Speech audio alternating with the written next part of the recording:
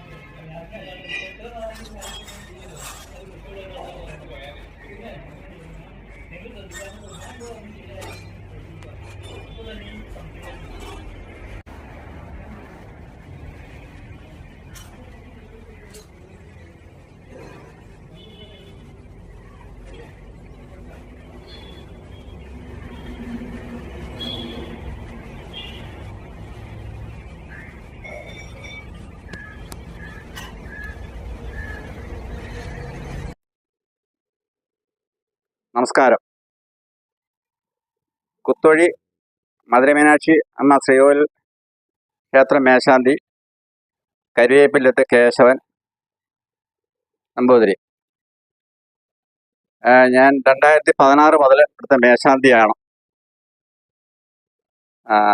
ഇവിടെ 2 നേരവും നട തുറക്കുന്നുണ്ട്. പിന്നെ വിശേഷ പൂജകളും കാര്യങ്ങളും ഉണ്ട്. തട്ടനിവേദ്യം ഇവിടുത്തെ പ്രധാനമാണ്. താമ്പൂർ സമർപ്പണം ഇവിടുത്തെ പ്രധാന പരിപാടിപ്പെടും. എല്ലാ ചിത്രനാളിലും അമ്മയ്ക്ക് ഇടിച്ചു പിഴിഞ്ഞ ഇന്ന് ചിത്രയാണ്. അപ്പം അതൊരു വിശേഷ ദിവസമാണ് ഈ അമ്മയുടെ. പിന്നെ മകരപ്പൊങ്ങൽ ഇവിടുത്തെ ഉത്സവമാണ്. ഉരുതിയുണ്ട് പുറത്ത്.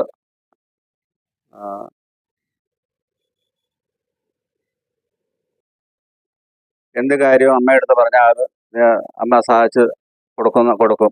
അനുഭവങ്ങൾ പലതും ആൾക്കാർക്ക് ഉണ്ടായിട്ടുണ്ട്. പിന്നെ തട്ടനിവേദ്യം ഇതിൽ വളരെ പ്രാധാന്യമുള്ളതാണ്. കുങ്കുമാർച്ചന, ദേവിക്ക് ഭാഗ്യസൂത്രം വഴിപാടുകളും ഇവിടെ ഭക്തജനങ്ങൾ സമർപ്പിക്കുന്നതാണ്.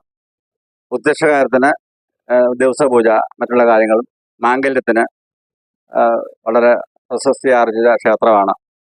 പിന്നെ ഈ പട്ട് തൊട്ടിൽ സമർപ്പണമുണ്ട്.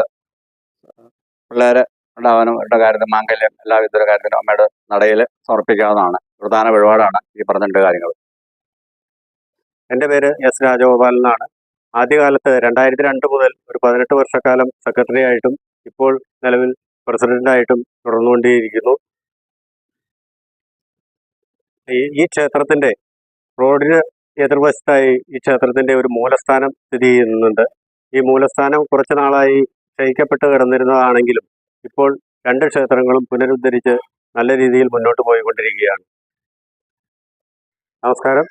ഇത് കുത്തുകുഴി ശ്രീ മധുരമീനാക്ഷി അമ്മൻ കോവിലാണ്. കോതമംഗലത്ത് നിന്ന് ഏകദേശം ഒരു 3 കിലോമീറ്റർ അകലെ കൊച്ചി മധുര ദേശീയപാതയിൽ സ്ഥിതി ചെയ്യുന്നു. ഇവിടുത്തെ പ്രധാന മൂർത്തി ശ്രീ മധുരമീനാക്ഷിയാണ്.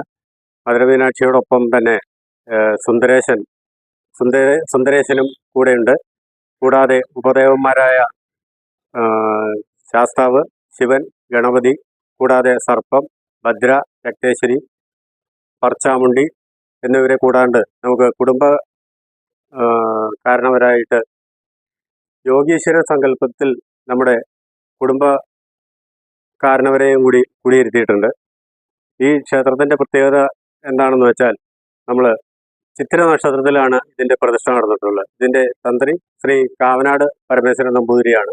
ഇവിടുത്തെ പ്രതിഷ്ഠാദിനം മിഥുനമാസത്തിലെ ചിത്തിരയാണ്. അതുപോലെ തന്നെ പൊങ്കാലയും നമ്മൾ 2007 മുതൽ ഇവിടെ പൊങ്കാലയും പ്രധാന വഴിപാടായിട്ട് നടക്കുന്നുണ്ട്. പൊങ്കാല ദിനത്തിൽ ഉത്സവത്തോടുകൂടി ആണ് നടക്കുന്നത്. ഒട്ടനേകം ഭക്തജനങ്ങൾ അവരുടെ വിവാഹം നടക്കുന്നതിനും ബാക്കി ഈ കുടുംബ ഐശ്വര്യത്തിനും വേണ്ടി ഇവിടെ വഴിപാട് പ്രത്യേകം സമർപ്പിക്കാറുണ്ട്. മകരമാസത്തിലെ ചിത്തിര നാളാണ് ഇവിടുത്തെ പൊങ്കാല ദിനം. നമസ്കാരം, എൻ്റെ പേര് PS രാജു. ഈ ക്ഷേത്രത്തിൻ്റെ നിലവിലെ ട്രഷറാണ്. മുൻകാലങ്ങളിൽ സെക്രട്ടറിയായും പ്രസിഡൻ്റായും എല്ലാം ജോലി അനുഷ്ഠിച്ചിട്ടുണ്ട്. ഈ ക്ഷേത്രത്തിൻ്റെ മൂർത്തി കുലദേവതയായ മധുരമീനാക്ഷിയാണ്. കൂടെ സുന്ദരേശനുമുണ്ട്, ഉപമൂർത്തികളും ഉണ്ട്. അതെല്ലാം നമ്മുടെ പ്രസിഡന്റ് ഇവിടെ വിവരിച്ചു കഴിഞ്ഞു. ഈ ക്ഷേത്രത്തിൻ്റെ നിർമ്മാണം എന്ന് പറയുന്നത് 1998 ഈ NHൻ്റെ സൈഡിൽ, കൊച്ചി മധുര ആ റോഡ് സൈഡിൽ NHൻ്റെ സൈഡിലായിട്ട് ഒരു 30ഓളം സെൻറ്റ് സ്ഥലം വാങ്ങുകയും ആ ക്ഷേത്രം ആ കാലഘട്ടങ്ങളിൽ വളരെ ത്യാഗം സഹിച്ച് ക്ഷേത്രം നിർമ്മിക്കുകയും പൂർവാദ്യം ഭംഗിയായിട്ട് അന്ന് മുതൽ 2002 പ്രതിഷ്ഠ നടത്തുകയും അതിനുശേഷം പ്രതിഷ്ഠാദിനമായിട്ട് നമ്മളിപ്പോൾ ആഘോഷിക്കുന്നത് മിഥുനമാസത്തിൽ ചിത്തിര നാളാണ്. മകരമാസത്തിൽ ചിത്തിര നാളിൽ പൊങ്കാലയോടുകൂടി ക്ഷേത്രത്തിൽ ഉത്സവം നടത്താറുണ്ട്. നിരവധി ഭക്തർ ജനങ്ങൾ ഈ ക്ഷേത്രത്തിൽ വരികയും ഈ ക്ഷേത്രത്തിൻ്റെ പ്രസക്തി മനസ്സിലാക്കുകയും ചെയ്തുകൊണ്ട് ഈ ക്ഷേത്രത്തിൽ നിരവധി ആൾക്കാരുടെ സഹായവും സഹകരണമൊക്കെ നമുക്ക് കിട്ടാറുണ്ട്. ഈ ക്ഷേത്രത്തിൻ്റെ മുൻകാല പ്രവർത്തനങ്ങളിൽ ക്ഷേത്ര നിർമ്മാണവുമായി ബന്ധപ്പെട്ട് എൻ്റെ അച്ഛനായ PN ശങ്കരൻകുട്ടി ആചാരി, അദ്ദേഹം ഈ ക്ഷേത്രത്തെ സ്വന്തം കുടുംബം പോലെ കണ്ടാണ് ഈ ക്ഷേത്രം നിർമ്മിച്ചിട്ടുള്ളത്. ഈ ക്ഷേത്രത്തിൻ്റെ എല്ലാ ഐശ്വര്യങ്ങൾക്കും അദ്ദേഹവും ഒരു കാരണമാണ്. അതുപോലെ തന്നെ എൻ്റെ സഹോദരനായിട്ടുള്ള എൻ്റെ PS രാജപ്പൻ, അദ്ദേഹവും ഈ ക്ഷേത്രത്തിൻ്റെ നിർമ്മാണ കാലഘട്ടങ്ങളിൽ വളരെയധികം ത്യാഗം സഹിക്കുകയും കഷ്ടപ്പെടുകയും ചെയ്തിട്ടുള്ള ഒരു വ്യക്തിയാണ്. അദ്ദേഹവും ഈ സമയത്ത് നമ്മൾ സ്മരിക്കുകയാണ്. ഈ ക്ഷേത്രത്തിൻ്റെ മൂലസ്ഥാനം എന്ന് പറയുന്നത് ഈ ക്ഷേത്രത്തിന് നേരെ എതിർ സൈഡിൽ തന്നെ ഒരു 5 സെൻറ്റ് സ്ഥലത്ത് സ്ഥിതി ചെയ്യുന്നുണ്ട്. അവിടെയും ഇതുപോലെ തന്നെ മീനാക്ഷിയും ഭദ്ര മറ്റ് ഉപദേവന്മാരോട് കൂടിയാണ് ആ ക്ഷേത്രവും പുനരുദ്ധരിച്ചിട്ടുള്ളത്. അതും പൂർവാദ്യം ഭംഗിയായിട്ട് മുന്നോട്ട് പോകുന്നുണ്ട്.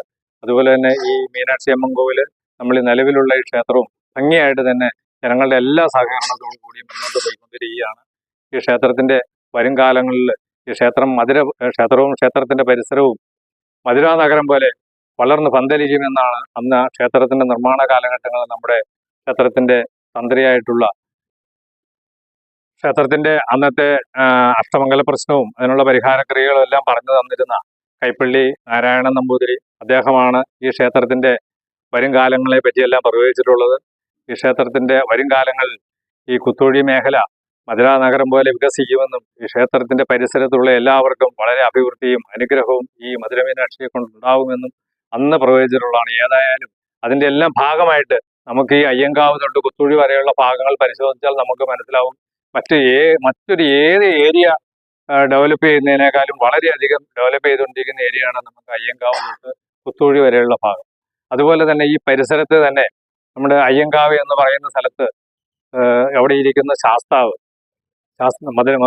ശബരിമലയിലിരിക്കുന്ന മാളികപ്പുറം, നമുക്കറിയാൻ കഴിഞ്ഞിട്ടുള്ള മാളികപ്പുറം സാക്ഷാൽ മധുരമീനാക്ഷിയാണെന്നും അങ്ങനെയാണ് എങ്കിൽ ആ മാളികപ്പുറം അവിടെ മധുരമീനാക്ഷി ആണെങ്കിൽ മകന്റെ സ്ഥാനത്ത് ഇരിക്കുന്ന അയ്യപ്പസ്വാമി, അതുപോലെ തന്നെ ഈ മീനാക്ഷി ഈ കുത്തുഴിയിൽ കുടികൊള്ളുകയും അപ്പം മകന്റെ സ്ഥാനത്തായ അയ്യപ്പൻ അയ്യങ്കാവിൽ സ്ഥിതി 1/2 കിലോമീറ്റർ ചുറ്റളവിൽ അമ്മയും മകനും എന്ന സങ്കല്പത്തിൽ ഈ പ്രദേശം വളരെയധികം അഭിവൃദ്ധിപ്പെടാനുള്ള വളരെയധികം സാധ്യതകൾ വരും കാലങ്ങളിൽ ഉണ്ടാകുമെന്ന് മാത്രമാണ് എനിക്ക് ഈ അവസരത്തിൽ പറയാനുള്ളത്.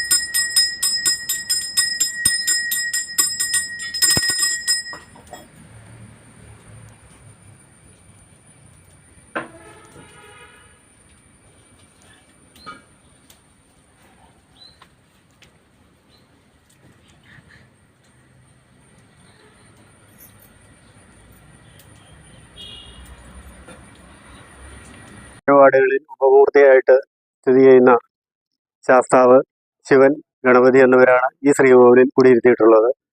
മിക്ക ദിവസവും എല്ലാ ദിവസവും തന്നെ ഗണപതി ഹോമവും അതുപോലെ തന്നെ മണ്ഡലമാസകാലത്ത് ശാസ്താവിന് 41 ദിവസത്തെ ദീപാരാധനയുമുണ്ട്.